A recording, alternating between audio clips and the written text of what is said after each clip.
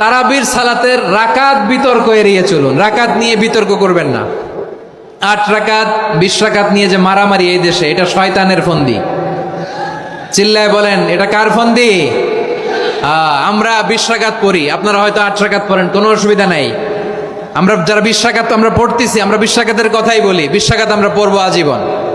Saudi আরবে মক্কা মদিনায় 20 রাকাত পড়ে, কোনো অসুবিধা নাই। অন্যান্য মসজিদগুলো 8 রাকাত পড়ে, এই নিয়ে এদের মধ্যে মারামারি আছে?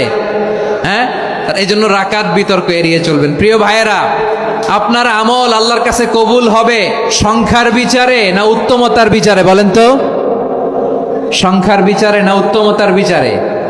উত্তমতার বিচারে। কত চমৎকার ভাবে আপনি আল্লাহর সামনে দাঁড়াতে পারছেন এটা বিবেচ্য। রুকু সেজদাগুলো সুন্দরভাবে করবেন। রুকু থেকে সোজা হয়ে দাঁড়ানো ওয়াজিব, 2 সেজদার মাঝখানে সোজা হয়ে বসা ওয়াজিব। এই তা'দিলুল আরকান বাদ দিলে হানাফি মাযহাব মতে সৌ সেজদা দিতে হবে, অন্য মাযহাব মতে নামাজি হবে না, আপনি নামাজি হবে না। এই জন্য ধীরস্থির ভাবে তারাবির সালাত যেন আমরা আদায় করি। পারা যাবে তো ইনশাআল্লাহ?